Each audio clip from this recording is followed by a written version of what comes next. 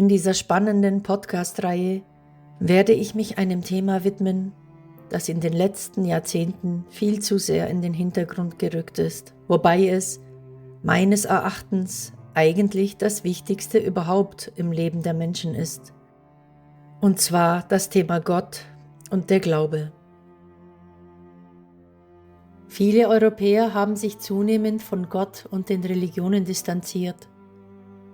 Dies zeigt sich unter anderem daran, dass so viele Menschen aus der Kirche austreten und in der Tatsache, dass das Thema Gott zum Tabuthema geworden ist. Die meisten Menschen glauben zwar schon, dass es etwas Höheres geben muss, aber den Glauben in das Leben integrieren und ein gottverbundenes Leben führen, das tun nur die wenigsten. Die Menschen sind auf der Suche nach Spiritualität und Sinnstiftung und folgen stattdessen den aktuellen Trends, sich mit dem Universum zu verbinden oder Wunschdenken und Esoterik. Viele Menschen denken, sie finden in diesen Praktiken Antworten auf Fragen, die die traditionelle Religion nicht bietet. Die Gesellschaft hat sich gewandelt durch den Wohlstand, den technischen Fortschritt und den materialistischen Anschauungen, die sich auf wissenschaftliche Fakten stützen und nur noch an das glauben, was sich beweisen lässt. Immer mehr Menschen werden zu Atheisten und glauben nur noch an die Natur. Können wir denn tatsächlich behaupten, dass die Entstehung der Welt auf Zufälle zurückzuführen ist? Auch die sozialen Medien und die Globalisierung spielen eine große Rolle, weil wir dadurch einfach den Fokus verloren haben. Durch die neue Ausrichtung in Richtung Esoterik, Wunschdenken und jeglichen neumodischen Glaubensrichtungen haben sich viele von einem gottverbundenen Leben oder sogar dem Gottesglauben entfernt. Auch in meinem Heimatland, der Türkei, ist die Entwicklung verheerend. Nach einer Umfrage beten nur noch 1/5 der Bevölkerung die Pflichtgebete als Muslime 5-mal am Tag. In Europa ist es noch schlimmer.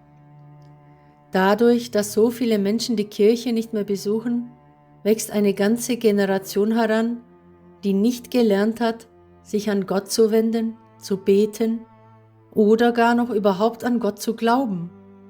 Denn sobald das Thema Gott und Glaube aufkommt, wird dies sofort mit Kirche oder Religion in Verbindung gebracht, wovon viele nichts mehr wissen wollen. Religionen wurden nämlich systematisch schlecht gemacht in den letzten Jahrzehnten. Und mit Religion meine ich nicht nur die Kirche, sondern auch der Islam, der durch die massive Manipulation in den Medien negativ dargestellt wird.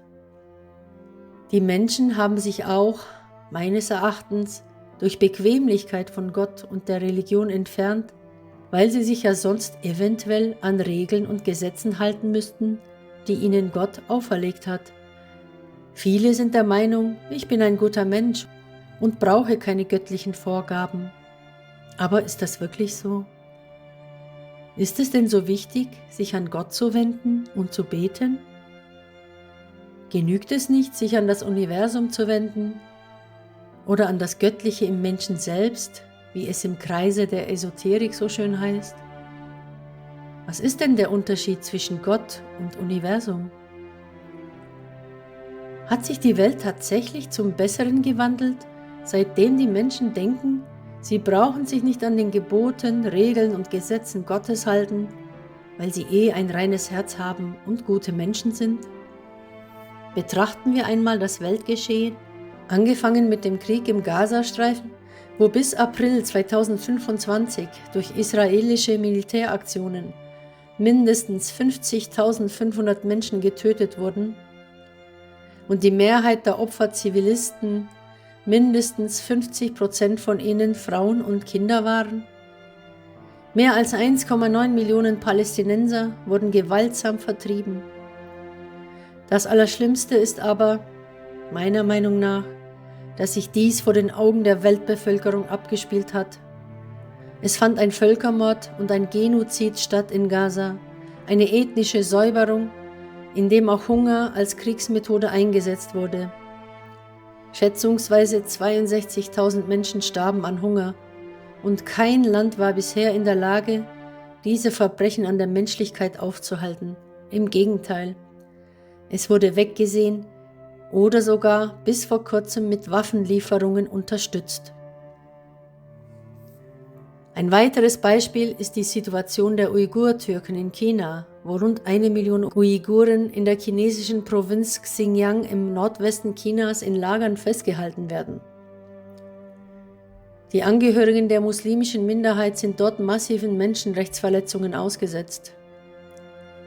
Familien werden auseinandergerissen, Zwangsarbeit und grausame Folter sind Alltag in diesen Umerziehungslagern.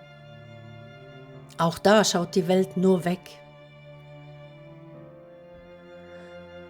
Betrachten wir den Ukraine-Krieg, wo die Politiker auch nicht in der Lage sind, zu schlichten, sondern nur durch weitere Waffenlieferungen den Krieg in die Länge ziehen und dadurch auch uns selbst in Gefahr bringen, sehen wir doch, dass sich die Welt kein bisschen verbessert hat, sondern im Gegenteil. Hinzu kommt, dass täglich etwa 24.000 bis 25.000 Menschen weltweit verhungern, wobei ein Großteil davon Kinder sind. Einige der Zuhörer werden nun sicher mit dem Einwand kommen, gerade deswegen hätten sie sich vom Glauben entfernt. Gäbe es einen Gott, würde er das Leid nicht zulassen. Doch dabei wird oft übersehen, dass der Mensch selbst für diese Misere verantwortlich ist. Gott hat dem Menschen einen freien Willen geschenkt und es obliegt jedem Einzelnen, wie er mit dieser Freiheit umgeht. So kann das Messer sowohl dazu dienen, Gemüse zu schneiden oder Obst, als auch als Werkzeug für Gewalt. Das Feuer kann zum Heizen genutzt werden oder es kann für Zerstörung und Leid eingesetzt werden. Wir können regelmäßig Geld spenden an die Armen oder auch nicht. Es liegt also an uns, wie wir mit den Gaben Gottes umgehen. Ein gutes Beispiel dafür ist der Klimawandel, verursacht durch den Konsumrausch der Menschheit, die in den letzten rund 70 Jahren mehr Energie verbraucht hat als in den gesamten 12.000 Jahren davor. Betrachten wir mal das Leben der Menschen in der jetzigen Konsumgesellschaft. In Europa leiden schätzungsweise rund 21 Millionen Menschen an Depressionen, während im Laufe des Lebens etwa 50 Millionen Europäer betroffen sind. Früher fanden die Menschen Trost durch die Zuwendung zu Gott und durch Gebete oder in der Gemeinschaft mit anderen. Heutzutage suchen wir Heilung in langwierigen Therapien oder mit der Einnahme von Medikamenten. Darüber hinaus sind mehrere Millionen Menschen von Süchten betroffen, allen voran die Alkoholsucht. Jedes Jahr sterben in der europäischen Region schätzungsweise 800.000 Menschen an alkoholbedingten Ursachen. Täglich sind es etwa 2.200 Menschen. Übermäßiges Trinken ist häufig auch Ursache für häusliche Gewalt, Verletzungen, Unfälle und das Auseinanderbrechen von Familien. Zählt man also die Familienangehörigen hinzu, die ebenfalls unter den Folgen leiden, sind es weitaus mehr als diese 53 Millionen, die betroffen sind. Ein weiterer Punkt ist die Spielsucht, von dem alleine in Deutschland im Jahr 2023 etwa 1,3 Millionen Menschen betroffen waren und weitere rund 3 Millionen zeigten ein problematisches Glücksspielverhalten. Nicht nur die Betroffenen leiden unter ihrer Spielsucht, sondern auch das familiäre Umfeld. Die Dunkelziffer der Menschen, die an Spielsucht leiden, ist also weitaus höher. Darüber hinaus ist die Zahl der Menschen, die an Drogensucht, Medikamentensucht, Kaufsucht, Internetsucht oder Nikotinsucht betroffen sind, weitere mehrere Millionen Menschen. Auch leiden die Menschen an Einsamkeit nicht nur im Alter, sondern auch in jungen Jahren. Mehr als die Hälfte der jungen Menschen in Europa fühlt sich einer neuen Umfrage zufolge einsam. Wir leben in einer Wohlstandsgesellschaft, die sich vorwiegend auf die Fokussierung der materiellen Bedürfnisse gerichtet hat, aber die Pflege des Geistes und die Seele des Menschen komplett vernachlässigt hat. Als eine gläubige Muslimin sehe ich natürlich nicht nur die Konsequenzen für die Menschen im Diesseits, sondern auch im Jenseits, wo die negativen Folgen dieser Strömung noch verheerender sein könnten. Aber ist es denn so schlimm, nicht an den Schöpfer zu glauben? Kommt man dafür tatsächlich in die Hölle? Kann ich denn überhaupt von der Existenz eines Gottes überzeugt sein? Was ist mit der Evolutionstheorie? Widerspricht sie nicht der Existenz Gottes? Und überhaupt, kann man die Existenz Gottes beweisen? Ist denn der Glaube nicht nur eine Herzensangelegenheit oder Gefühlssache?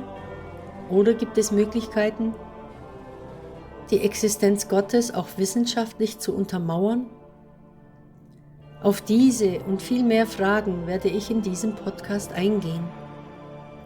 Ihr dürft gespannt sein, welche Argumente ich aufbringen werde. Ich lade euch herzlich ein, diese Reise mit mir zu gehen.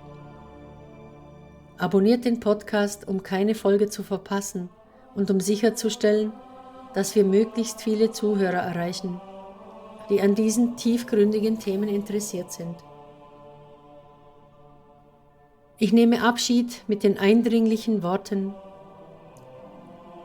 Lebe jeden einzelnen Tag so, als wäre es dein letzter. Denn bedenke, dass der Moment, in dem du deinem Schöpfer gegenüberstehst, jederzeit kommen kann.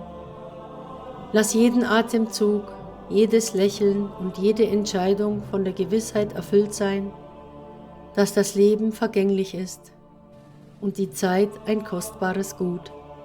Schenke jedem Augenblick die Bedeutung, die er verdient, und geh mutig auf die Suche nach der Wahrheit deines Daseins.